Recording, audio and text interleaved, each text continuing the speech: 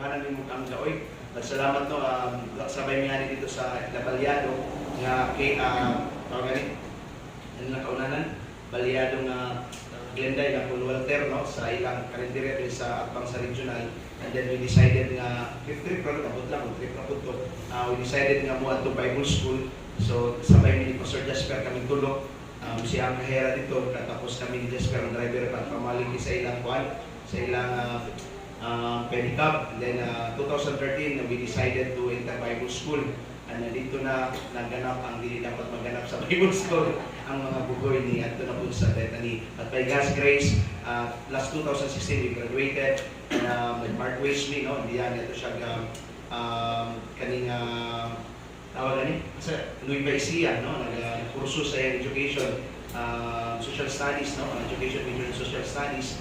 By God's grace, no, wala na siya na-istorbo kay ipanikabutan niya, hindi siya mahulog sa lister, no, or list, no. But by God's grace, and took licensure examination for teacher, and by God's grace, 2016, 17, or 18 ka na nakapasa, no, so 2020, so salamat kay sa Ginoo, and then Pastor Jasper and I, and our desire, no, nga binamog ipitawagon sa ministry. And then, Lord willing, this coming January or February, we will be commissioned to become a local pastor there in Nueva Vizcaya, Isiha, sorry. Okay, and together with siya may bahay, no? Ma'am Kate, no? Salamat po na Sister Janine, nga kauban nato. Please welcome, we welcome sa pulpito karon nga kahaponon, Mamerto Putao Jr. or speaker karon kahaponon. Amen. Amen. Hindi nga nila siya gwali direct. Amen. Ayun tayo.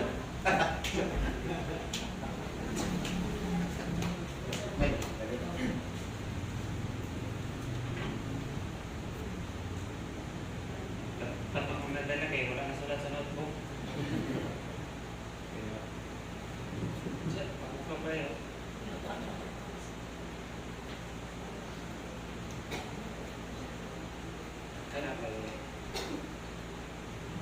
Once again,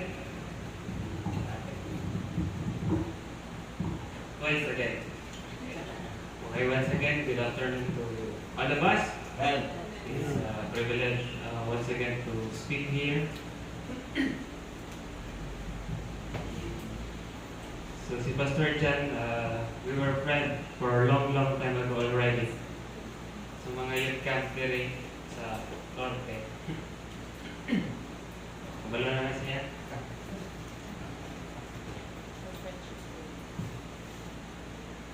But we are so thankful to the Lord that He let us, all of us were in the ministry already. Although nauna sila, sinadya ko talaga yun para mag-support sila sa akin ba? Yeah. Ano na siya?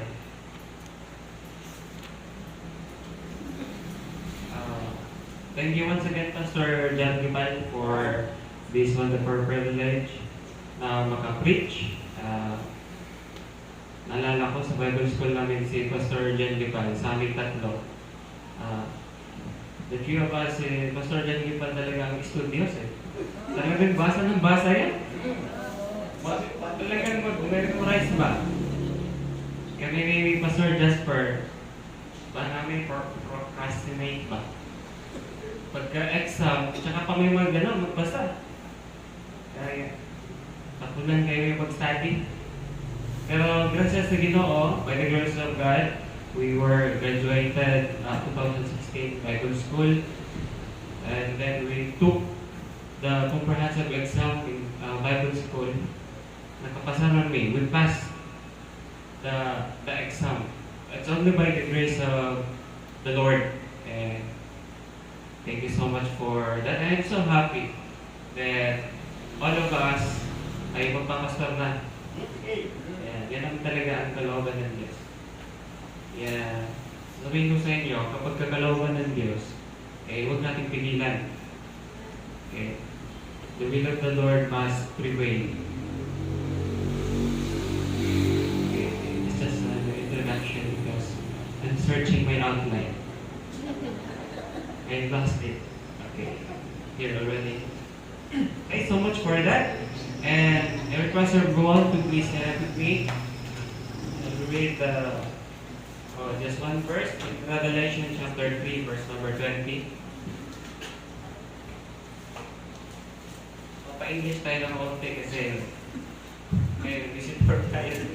Okay. English tayo ng konti, ano? I will speak a little bit English because we have our American friend. I don't know if you know already Bisaya. Okay? Not yet, right? Yes. Okay. Don't worry. I'm learning also. Okay, we'll read here. Verse number 20. Shall we read all together? Right there? Okay. Ready? Go. Behold, I stand at the door and knock. If anyone hear my voice and open the door, I will come into him and will sup with him, and he with me. Okay. Shall we pray? Precious Lord, we thank you once again for this opportunity that we can meditate and ponder your word. We don't want to be in our midst, and we pray that Father, we don't want to forgive all our iniquities if we have done against you, and empower me.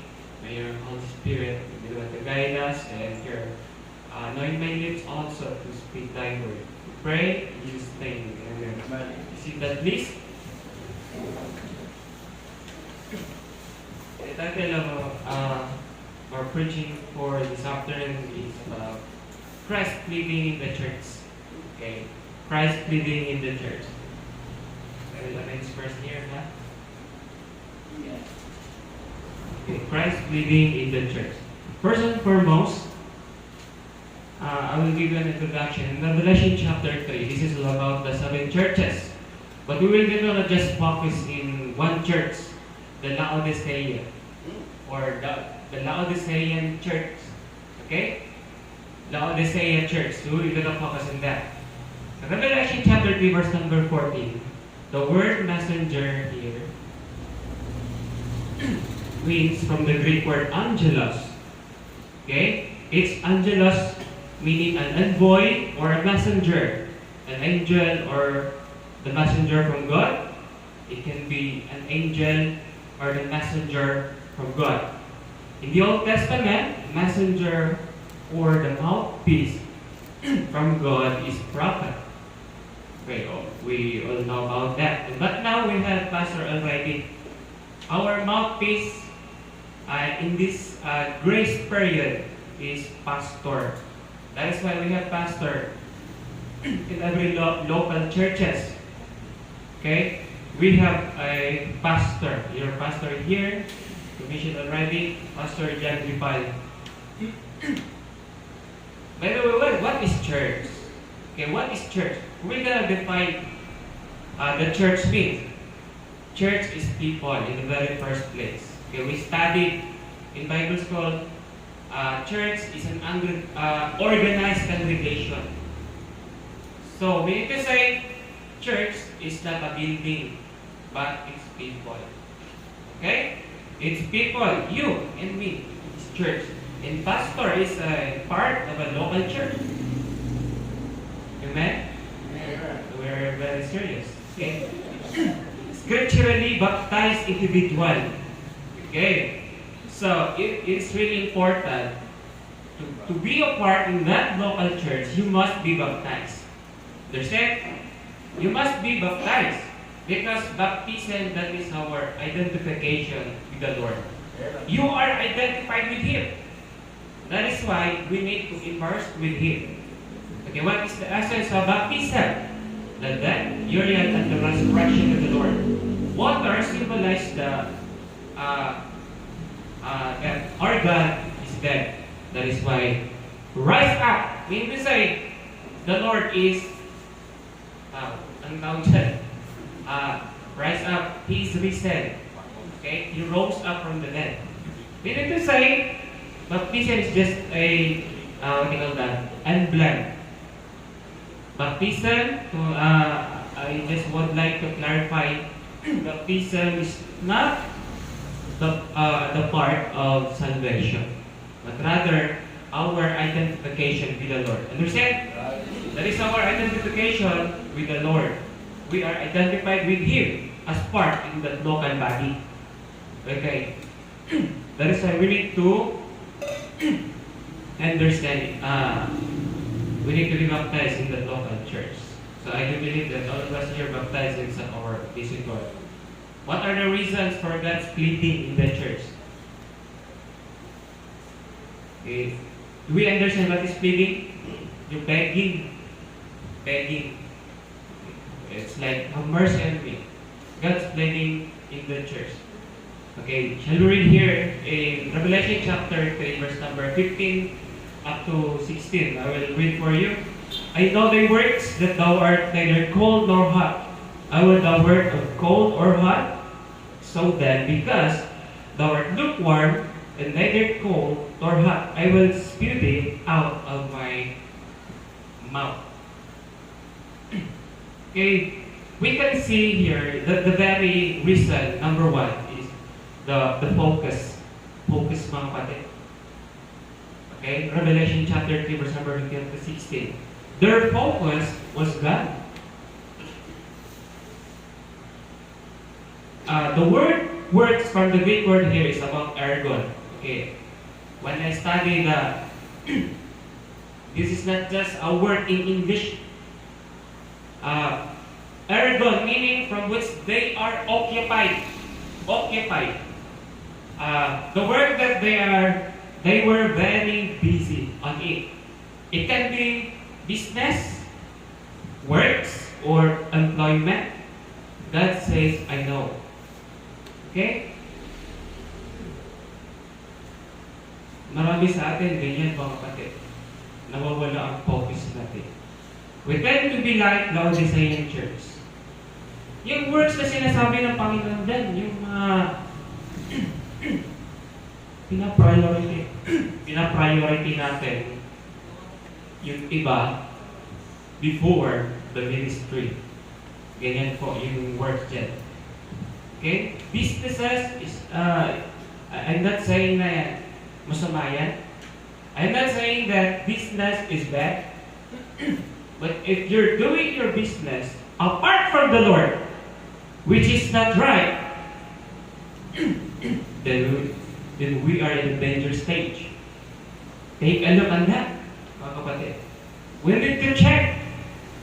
Baka tayo ay na-occupied sa ganyang mga bagay-bagay dyan. Remember, lahat ng mga naunang bagay before the Lord is idol, mga kapatid. Right. Everything that comes first before the Lord is an idol. Ano ang pinaka-hate ng Panginoon sa Bible? Okay? It's not immorality. It's idolatry. Idolatry, mga kapatid. Yan ang pinaka-hate ng Panginoon. Kaya sabi ng Diyos, thou shalt not worship any graven images. Kasi, ang Panginoon ay napakasiloso, mga kapatid. God is very jealous, mga kapatid. Ang Panginoon gusto niya, siya lang sambahin. Wala iba. Oh. Kapag sinabi ng Diyos, seek ye first in His kingdom and His righteousness, all these things shall be added unto you. Kapag ba naman ikaw, hindi mo maintindihan yan, kahit grade 1, mga kapatid, maintindihan yan. Sabi sa atin, taas dito ang naniniwala na ang prayer ay may power. Right? All of us, we believe that there is power in prayer. Amen? Amen. But where are we in the prayer meeting? Amen? Amen. Where are we in our prayer meeting? Sinasabi natin nananalangin tayo sa Panginoon na sagutin mo, ganito ginagawa natin na servant ang Panginoon. Diba? Tumatawag tayo kapag may kailangan tayo sa Kanya. Where is our focus, the Lord?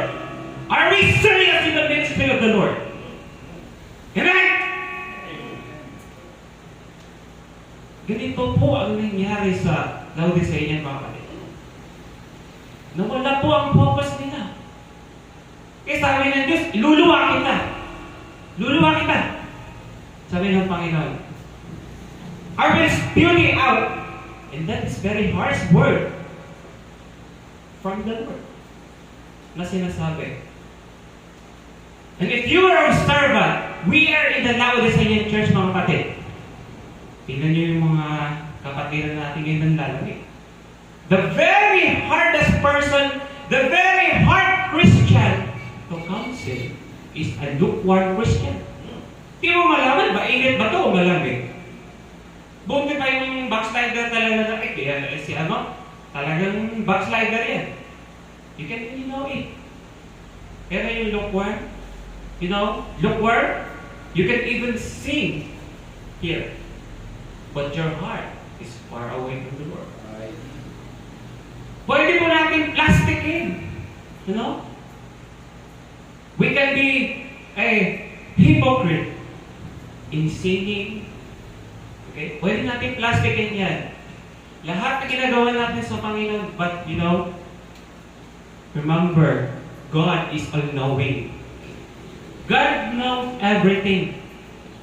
Di mo tawag dito, maluloko ang Panginoon. Alam ng Diyos ang nangyayari sa buhay natin mga kapatid. Right. Diba? Kaya, eto, magandang context ito. Revelation chapter 3:20 na ang Panginoon mismo lumapit sa kanila. Diba? So, maraming bagay po mga kapatid, they were occupied of that works. Think about it. Your works, your business, your love life. Minsan, lalayo na tayo sa Panginoon, nawala tayo. Right. Iniwan ka lang ng nawala ka na sa Panginoon. Hindi ka lang nakakain ng agahan. Kung ano na ginagawa mo. Sabihin mo, buti pa yung aking, buti pa yung kapatid ko, dami yung mga pagkain. It seems that God is not good and it seems that God is not providing my needs. Diba? Dumating na ba tayo sa punto na ganyan mga kapatid? Na para pang sasabihin ko, parang walang Diyos. It seems that there is none such as God. Lord, you are not existing. You are not true.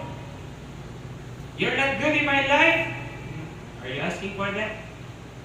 I will tell you, you don't have the right to say that. Right. Lord, why is it my situation is like this? Sasabihin mo rin, gano'n. Huwag mo sisihin ng Diyos, kapatid, ha? Huwag mo sisihin ng Diyos. Don't blame God because you have your choice. Minsan yung ibang kapatiran natin, kapag ka nagkasala, sisisihin si Satanas. Di ba? Kawawa naman sa Satanas. Pasang-pasana. Oh. Satanas kasi. Inalaw ako, sinabihan ako sa Satanas. Kapuloko ka. Bakit? Nakausap mo si Satanas? Minsan kaya nahuhulog eh. Kasi nag-entertain. Diba kapatid? Ako mga kapatid, pag nag-preach, wala akong sinisino. Preach the Word of God in season and out of season. Okay? You will get mad at me. Fine. I'm preaching this from the Word of God. Wala akong sinisino mga kapatid, kahit sino ka. Basta I'm preaching with the Word of God. That is why, ito mga members, that is why napakahirap magpastor. It is because yung burden eh. Kahit, ito, hirap to eh. Sinasabi, the thing that I'm saying here is very hard.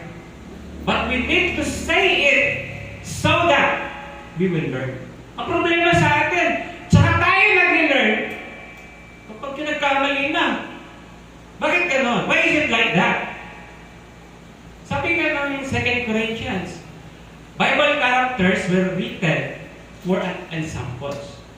Problema sa atin, pagka Tsaka pag magkakasalanan na, diyan pa dapat pala di ko ginawa yan. Sarap mong patukong eh. Di ba? Iga sa ulo mo. Sinabing wag, ginawa pa. Pag nahulog ka ngayon, ano nangyari? Wala kasi yung focus natin sa Panginoon eh. Our focus is God, mga kapatid. Saan na nakasentro? Ha? Do we still love God? Do we still love God, mga kapatid? Di pakita natin, mga kapatid, pagmahal natin ng Diyos. Ano? What is the greatest commandment of the Lord? It's not vision. I'm saying that. From the Bible. Sino nagsabi ng mission ng, pinaka-great commandment ng Panginoon? From the Bible. Ano sabi? Thou shalt love the Lord thy God with all thy heart, all thy mind, all thy soul. Which is the first and great commandment of the Lord. Thou shalt love thy neighbor, which is the second commandment. Yun yung mission, mga kapatid. You cannot go to the mission without loving the Lord. Alright. Right. Sa atin, ano marinig? Kinatayuan eh. Di nag-aaral eh. Kapag kamahal mo ang Diyos, alam mo, gagawin natin as a Kristiyano, mga kapatid.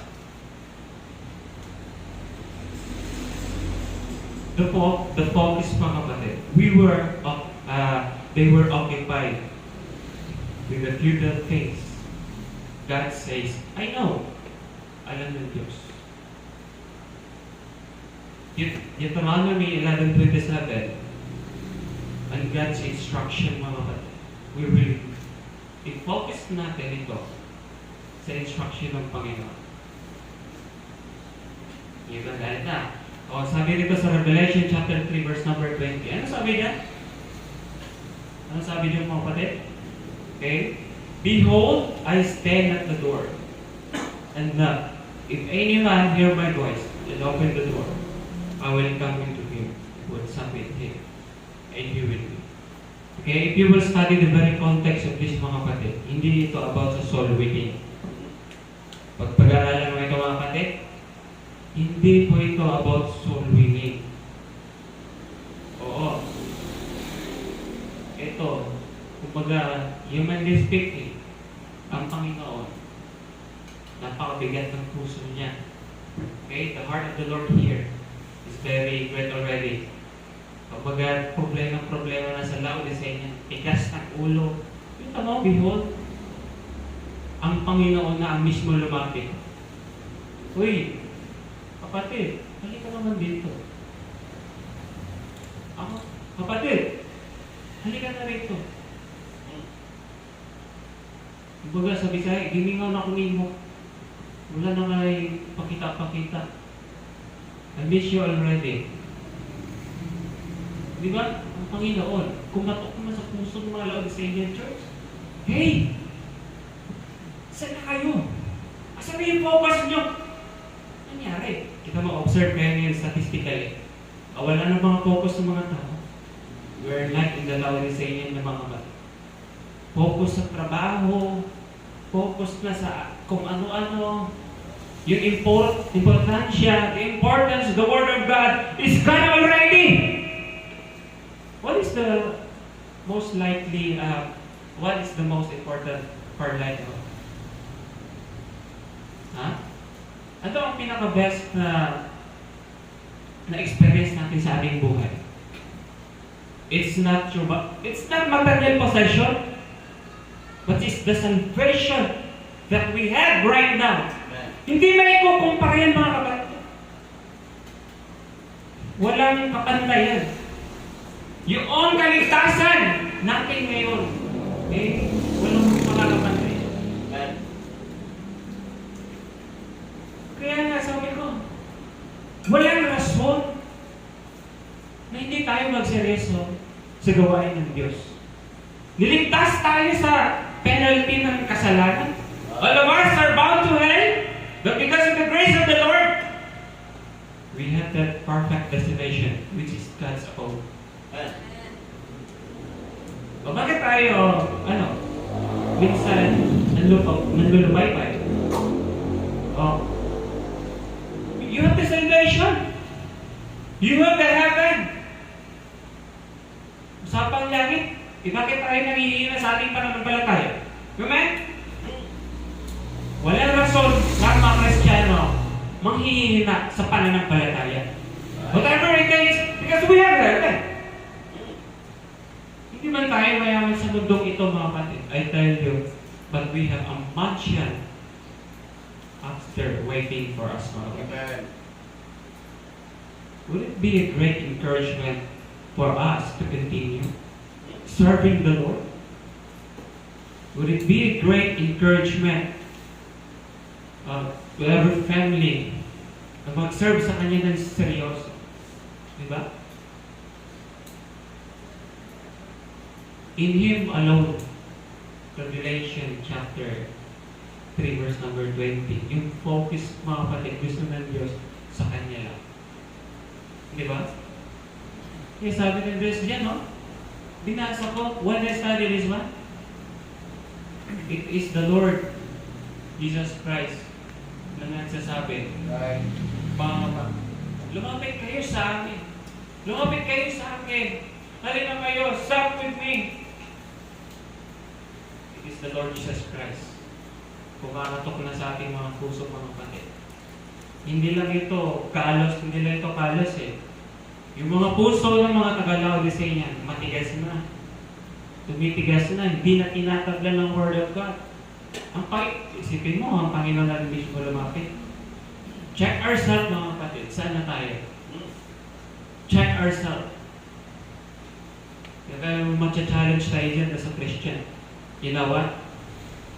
Hindi po paidadan ang Christian life. Tawag ito. Bata matanda tayo sa pananambahan ng Panginoon, mga kapatid. We need to be faithful. Yung focus natin sa Panginoon dapat hindi mawala. Amen? Yan po ang pinaka maganda po eh. O sa mga parents, you know what? In our family, ako ang pinaka-quiet. Ako ang pinaka-quiet in our family. Because hindi ako nagtutok ng mga nonsense sa aming pamilya. Makaseryosong tao sa pamilya, mga kapatid. Kaya, ang sinasabi ko sa aking family, I may not be here, but I hope you will go to church, worship the Lord. Hindi kayo tumitingin sa akin. Kasi ako nga kumbaga na-establish yung Word of God ba, kaysa sa aking parent. Because I'm not born na Baptist na. Diba?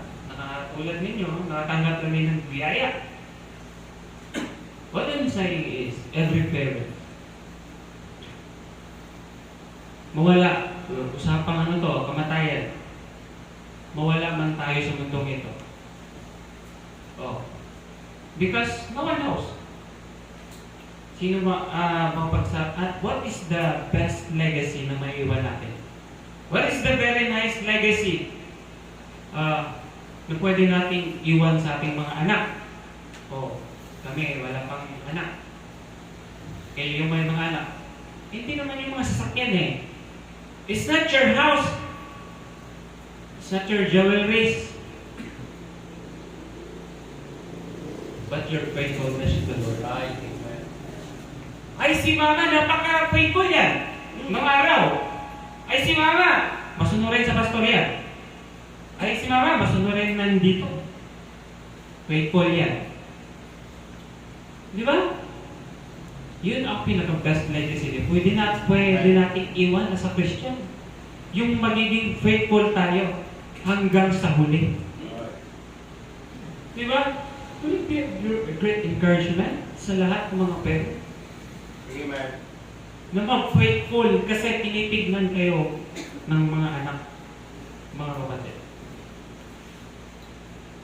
yung focus nila ay nawala mga kapatid. Where is our focus? We're like Laodicean mga kapatid.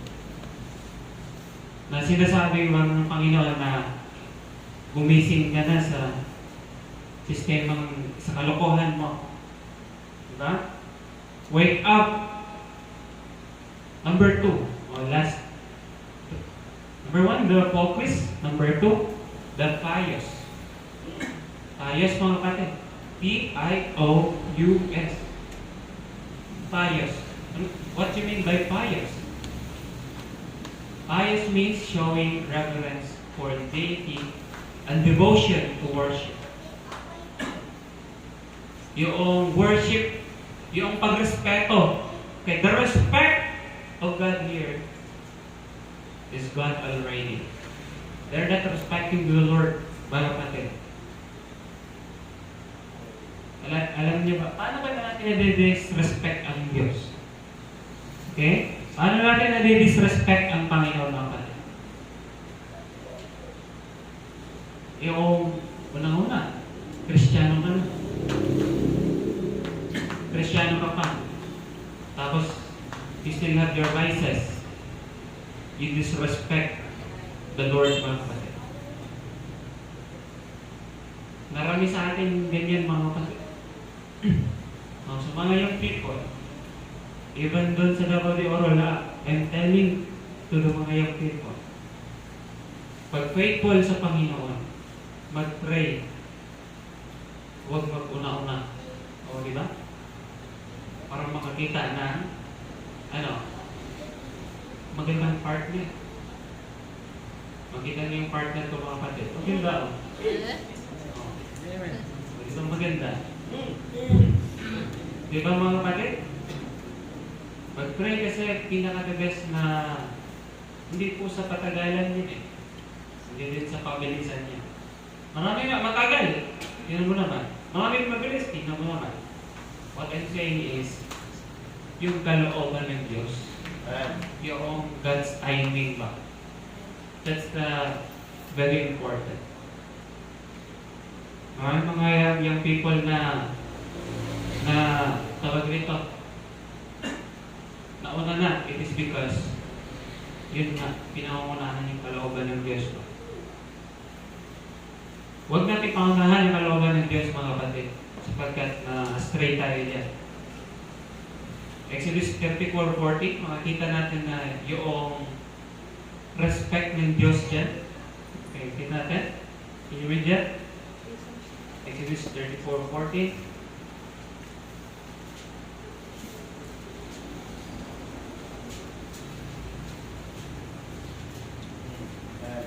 Sabi dito, verse 14, for thou shalt worship no other God, for the Lord whose name is jealous, is a jealous God, mga kapatid. Kaya, iwan natin, kumbaga, ikalas na yung mga unnecessary dyan. All of those unnecessary things. Hindi tayo makapag-continue kasi nakahadlang dyan. Diba? I don't know what kind of necessary thing is that. Kapag wala kang peace, di ka looban niya. Ang dami yan. Diba? O bakit tayo hindi nakaabot sa kaluwalhatian ng Panginoon? For all have sinned, become short. Dahil may kasalanan eh. Itong mga ginawa ng mga Laodicean, ganon lahat. Puno ng kasalanan. Kaya yung nagagawa ng kasalanan ng mga kapatid. That's the work of sin. That is why, before we accept the Lord, we have repentance. Okay? We have repentance. What is repentance?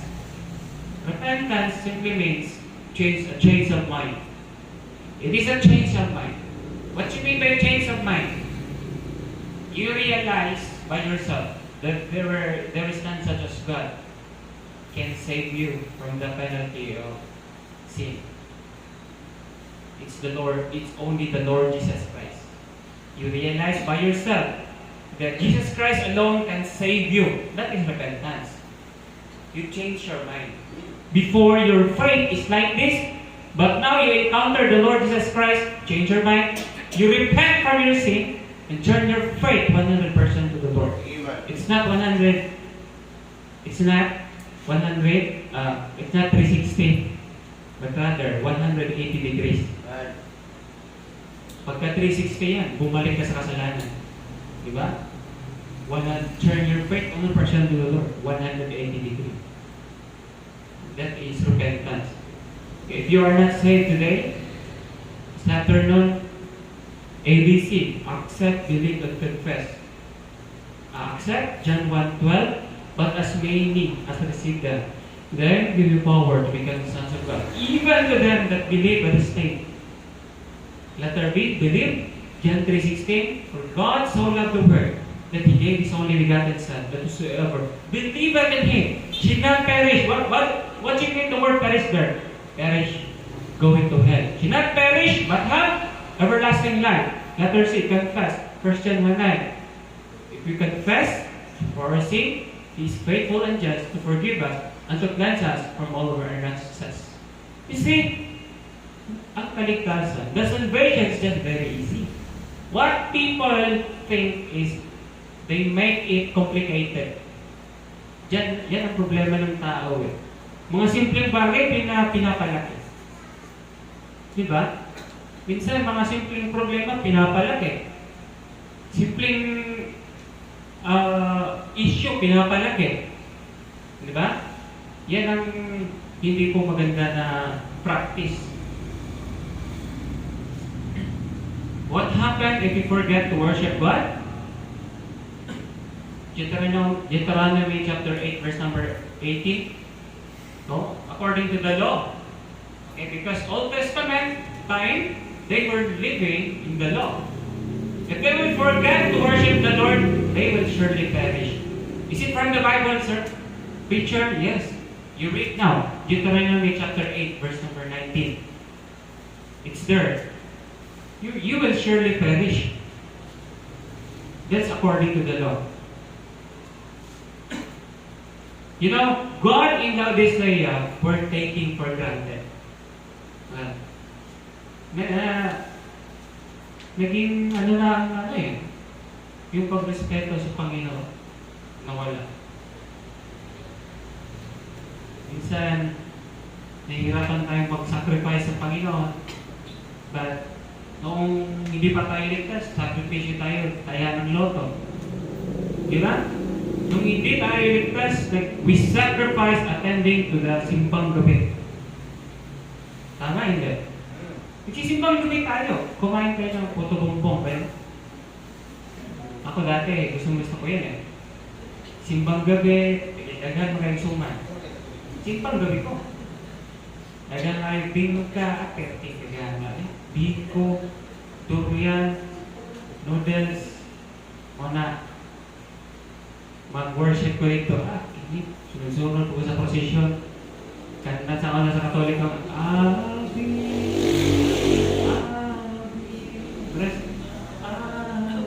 Diba? We sacrifice for it. We sacrifice for it. By the way, ano ba meaning ng sacrifice? Okay? Sa mga estudyante, sinasabi nila, Preacher, I'm sacrificing for my studies. Talagang nagpupuyat ako. Hindi naman sacrifice yun eh. It's your duty and responsibility to study because you're a student. And don't call it a sacrifice. Sabihin mo, sakripisyo. Same thing sa Christian. Sacrifice ka magbiglay, sacrifice ka pumunta ng church. Sacrifice ako suporta sa building. Nag-sacrifice ako para masuportahan ng missionary. Hindi sakripisyo yun. Because it's our duty and responsibility as a Christian to support the ministry. Saan sa Bible yan? Matthew chapter 28, verse number 18 to 20. The Great Commission. Right? Sacrifice beyond what is expected. Ano meaning ng sakripisyo? Yung ginawa ni Kristo. Yun ang meaning ng sacrifice. Sino may anak dito na pwede i-offer at patayin? Wala. Oh, yan ang sacrifice beyond what is expected. Diba? Hindi yung Kasi pagka sinabi, sacrifice ako sa ganito, sa simbahan, hindi sacrifice yan. Duty mo yan eh. Kasi alam na dapat natin yan. Hindi na i-explain yan mga kapatid. God ilagay sa'yo, we're taking for granted. From what part in our life we took God for granted mga kapatid? What part in our life? Maybe now, you will realize that, Lord, I'm sorry. Anong sitwasyon? Na-take natin ng Panginoon na for granted. Sipin mo, niligtas tayo sa karumal-dumal na kasalanan niya. Nahulog ka, binigyan na ng grasya. Ngayon, bumalik ka. Di ba? Grasya ng Panginoon yun eh. Kaya alam mga kapatid natin minsan ngayon, ginagamit yung grasya as a license to sin, but not a license to serve God. You know what? It's a great privilege na makapagsilbi sa Panginoon. It's a great privilege to do the work of the Lord that others cannot do. Alam niyo ba, maraming Kristiyano ngayon gusto mag-ministry, pero hindi katanggap ka nila. Hindi nila kaya. Hindi na nila kaya i-praise. Alam niyo ibig sabihin? Privilege po yan mga kapatid eh. Yung panlilbihan natin sa Panginoon. We will take this as a privilege. Hindi yung discourage. Ay nako, ano na naman, ganito na naman. Kapag ganyan lagi ang tingin natin mga kapatid, hindi tayo mag-grow. I'm not saying that I am pretty mature. No. No people can say that you are mature. Hindi mo pwede sabihin, ay ako, mature na ako. All of us are under construction. Maturity is our eternal project. Amen? Hindi ba kahit matanda ka na, sabihin mo mature ka. Klaseng thinking yan. Amen? Diyan ako naanay kapag sinasabing na may edad sasabihin na ako mature, ako naman na sa'yo. Who are you to say that? Kaya sabi ng Panginoon na mag-grow tayo eh. Hindi tayo nag-grow sapagkat ganyan yung pag-iisip natin.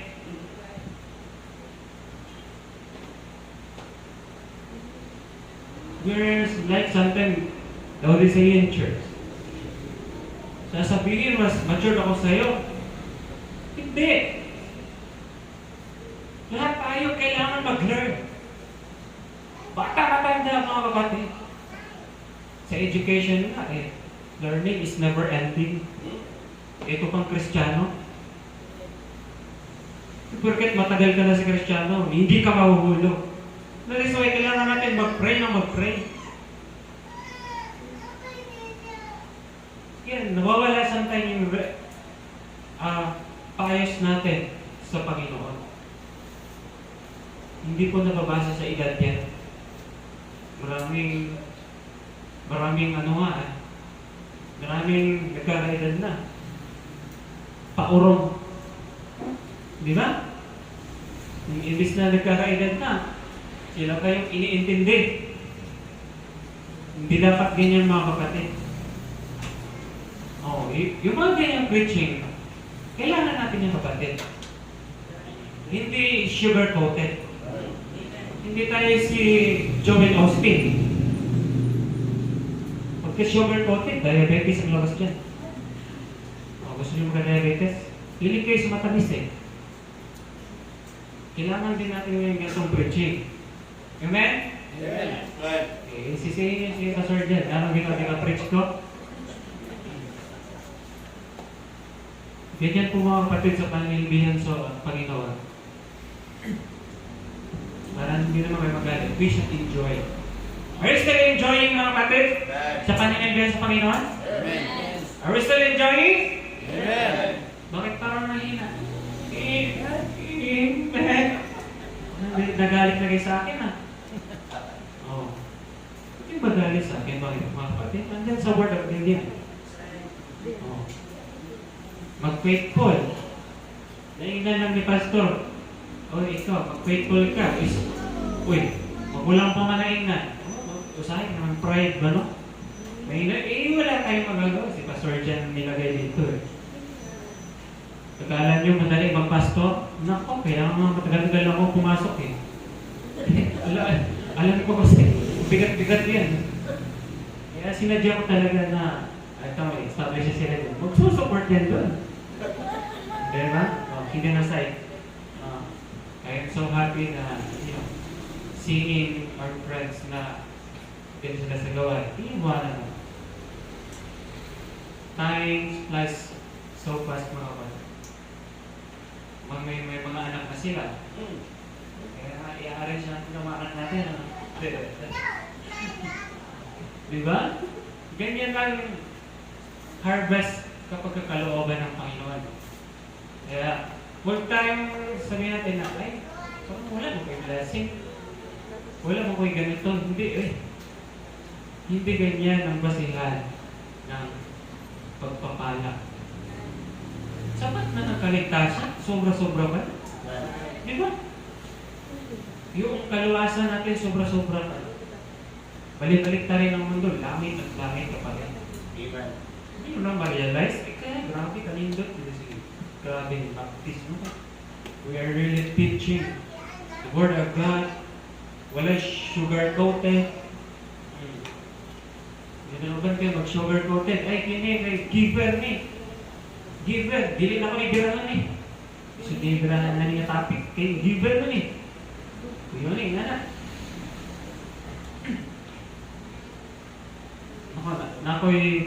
I have a friend of mine, mga kapatid. He's a pastor already right now. Namatay ang kanyang papa. And then, just so happened na wala na talagang papalit sa simbahan. Siya pumalit. Talagang discourage siya.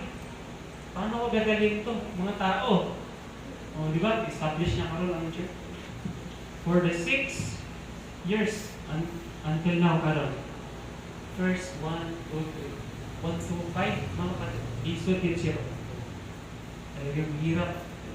Talagang may mga members na hindi may iwasan. Pumapalag, May mga members na pumapalag ba na ay, dili na kuwan. Tawag kami. Dili na siya kalooban sa Panginoon diha. Dili na siya bagay diha nga, may may anak yun anak. Dali sa mga transition. May mga anak ba? Na-witness na ako, kaya dito hindi ko nag-eskwela. For the 5 years talagang giving niya kay 900. Kulang na sa deficit lagi. Deficit ba? Pero you know what? Sabi niya sa mga taong loyal doon sa namatay na pastor. Kasi loyal sila doon eh. Doon ang gusto nila eh. You know what, members? Tatapatin ko kayo. Kung gusto niyo magsamba doon, kay dad, papa niya.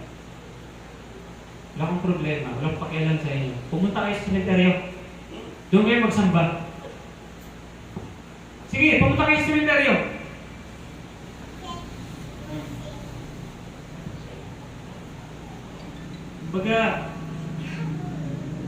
Kumbaga, ang words na yung mga kapatid, napakabigat eh.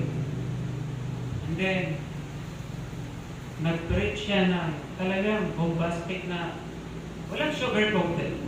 Nagaling sa salita ng Panginoon. Yung ibang yung mga member na hindi matibag-tibag ka, kala mo kung sino. Kala mo kung sino ba? Hindi kinaya yung preach yung mga kapatid. Malis! Lumipat! Mga ganyan talaga. Nung lumipat, nag-suffer ang church. Yes. Giver yun eh. Ibigay ba naman 60, 100? Giver eh. Talagang nag-suffer talaga sila. Pero, ang Panginoon, napakabuti mga kapatid. No? Totoo yung John 15 eh. Minsan talaga sa church may purging. Diba? Para ang bonsai i-develop, kuntingin yung mga sama para ma-form siya na maayos pa. Eh dati, ganito lang ang giving nila nung andun yung giver na yun. Ngayon wala, halos mga bago. Eh, ang laki mga pat. Ang laki. Di ba? Ang laki ng giving. Kaya nga doon ako magpa-send out eh. So, ang laki ng giving mga kapatid. Okay? Ano sabi niya sa akin by experience? Talagang patuloy lang talaga bro. Patuloy lang talaga bro. Basta yung part ko, mag-preach. Yun na naman ang utos ng Diyos eh. Hindi naman papaganda ng building eh. Di ba? Ang ano naman ang utos ng Diyos? Mag-preach tayo. Kung hindi lang gusto yung preach according to the word of God, so be it. Talim lang. And then 6 years. Pinagpala ng Panginoon. Hindi. Okay nang ano niya ngayon. Buhay mga kapatid sa gawain ko. Extend na naman sila ng building. They're planning for the extension ng building. Kasi nga, ang gawain ng Diyos, hindi siya stagnant dapat. Kailangan magpatuloy. Right. Anong sabi ng St. Obelis sa Canada yun eh, ng writer. Sabi na, tell me and I will remember. Show me and I will tell me and I will not forget. Show me and I will remember. Involve me and I will understand. Hindi mga kapatid. Paano natin ma-enjoy ang isang gawain ng Diyos? Anong sagot? Paano maintindihan na napakasaya pala sa gawain ng Diyos? Amen. Involve yourself in the ministry and you will understand. Hindi mo alam eh, sasabihin mo, si pastor kasi ganyan lang yan. Hindi mo alam kasi hindi ka nag-pastor. Oh. Gano'n kasaya mag-extension class. Oh. Sasabihin mo, boring siguro yan. Alam mo, pag makawin ka ng sol, saya kaya. Subukan mo. Grabe. Dati di ako makapagsalita. Now I shared already the gospel. You will enjoy. The mystery. Enjoy na. Diba nasabi ko na niya ata dati dito. May isang pioneering na pastor. Nag-start siya. Isang mission field. Talagang living by faith siya. Sabi niyo, faith lang yung Panginoon. Ang ko. Walang pagkain. Malapit siya sa dagat. Pray siya. Lord, bigyan mo pagkain. Wala talagang dumating. Naisip niya may dagat. Alam niyo ba ginawa niya? You know what he did? Because he don't have food to eat, he got the stone. There the sea, mga kapatid. Tapos, niluto niya. He boiled it. Stone from the sea, he boiled it. Sabi niya, ay, parang isda rin. I-group siya. Thank you, Lord. Thank you for the food. Bato yun bato. Bato sa dagat. Sabi niya, parang isda. May lansa-lansa ang rin. Lagyan niya ng malunggay. O, di ba, nag-provide pa rin ang Panginoon, pero grabe naman yung bato. Grabe. Wala mo na kahit sili. O, di ba? What I'm saying? Yung iba, hindi maintindihan bakit tayo pumunta sa ganitong gawain, ano? Mga pastor. Pastor John, mga kapatid. Licensed teacher yan. O. Lalo kasi, si Ma'am Kay, licensed teacher din yun eh. Pero, isipin nyo, pumunta sa gawain, kaysa mag-work, di ba sa labas? It is because they love God and perhaps we understand what is the importance of ministry. Okay? Ganyan po eh. Ito yung ministeryo, pinagkatiwala ng Diyos, yung trusted to us. Mahalin natin ito mga kapatid. Kasi sabi ko, gustong-gusto ng iba mag-ministry pero hindi na sila qualified. Hanggang kaya pa natin mag-minister tayo para sa Panginoon. And do not abuse the grace of the Lord. Ay, kinimik, luwas na ko. Mo anak ko, buhato nila kulitan. Patiyan ako ng mga tao sa mall. Kami gumagabon. Huwag ito bitong langit. Lahi naman hino, king. Diba? Ang bugiro naman kayo. Mutabok sa pedestrian lane. Dapat mo, luwas ko. Wala kayo noon. Dapat ka, anak ko sa Ginoo. Sabi mo ka dapat, anak, bagal na meron. Anak ko sa Ginoo. Hindi. Anak tayo ng Diyos. We are already sons of God, daughters of God. Then, makita natin. Okay. The best response in preaching is not amen. It's application, mga kapatid. Amen ka ng amen dyan, hindi naman na-apply. Wala rin. Ang pinaka-best response sa preaching is application. It's not amen. Usahay manggod kay mag-amen kay I'm not saying na ditang response, pero may maugad ba nga? Kailangan mag-response nga lahi. Amen!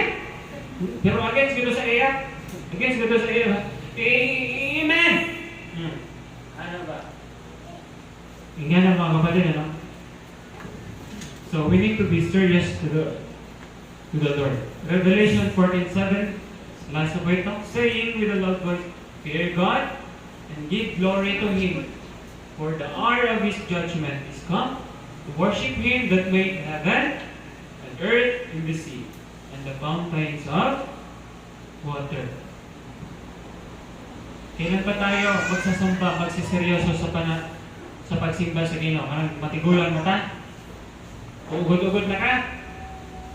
Kailan wala nang ipon? Wala na ito ipin. Di ba, may story ganyan eh. Na, panglat siya ba, sabi sa mga ano ha? Walang ipin. Na forward, 9. Sabi ng pastor, sino dito ang gustong mag-serve sa Panginoon? Lumapit ang nanay. Ako, nay, matanda ka na, wala pa kayo ipon. Mag-serve pa ka. Dito na lang sa mga bata-bata. Tingnan si nanay, ang sabi na pag-serve sa Panginoon, pinaakay. Tingnan siya, gusto mo yung mag-serve sa Ginoo, pinaakay ni? O, di ba no? Ang point ba nga, kailan tayo serve sa Panginoon ng todo talaga? Ha?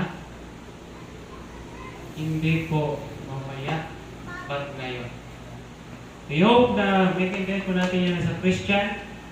Lagay natin sa puso at isipan natin. Pray sa Panginoon. Lord, saan ako nagkulang? Saan ko ba i-offer sa inyo? What can I offer to you, Lord? What can I do for you, Lord? Yes, manabaw na lang ang tingting sa Kristiyano. Dili kayo mag-preach pastor. Pagitaan ko is pastor, narong grammar. Okay, natin kita chat GPT na ron. Diba? Ang mga estudyante, mag-thesis, mag-chat GPT. Diba no? Diba? Ganyan eh. Kailan tayo mag-seryoso? Ngayon na. Huwag kayo, do not wait na matanda ka na. No, wala na kayo ikabugaan na. Mag-military ka, 65 years old ka, paon, nasa NPA. Diba? Unahan yung kablet. May lakas-lakas pa. Serve sa Panginoon. Diba? Ay, ako ang mag-extension dito. Sige, ako din, tulog ko din. Hindi ano? Pinapangay ba? Ano ba ng as a church? Kaya nga sabi ng church organized congregation of born again. Diba mga kapatid? I hope and pray na sa susunod na mga araw itatanin nyo na pray for us kay pag-gawak mi sa Manila dahil ma-tiktok na itong pastor ito na send out me and then mag-start yung pay ang palitan ang wala din ba? Unang lisod yun siya, no? But we will do for it because tinawag tayo ng Panginoon. Amen. Ganyan eh. Sa akin, babasa ako ng Panginoon sa salita ng Diyos. Hindi ito nababase sa sitwasyon. Hindi ito nababase sa lugar. but I'm basing above the calling of the Lord. Wala binigay sa akin mga kapatid. Kasi kung hindi tayo tinawag, nako, wala na. Alis tayo. Pero ang pinangahawakan ko until now mga kapatid, bakit ako mag-go dyan? It is because God called me to be there and do the ministry of the Lord. Let's pray. Father in heaven, thank you for your word. Now to Panginoon, help us, Lord, to really apply all of those principles we have learned. And pray, your Father, that you will enable a Christian to further understand more about your way and involve ministry and the cheer entrusted to us. Thank you, dear Father, for Pastor Jan Rufai and Kian. This day, continue to uphold the leadership here in Mankilang, continue to guide them and give them more wisdom upon handling the people, diverse attitude. I pray that you will help them. By your grace and love, thank you, Lord, for your word, for your reminders.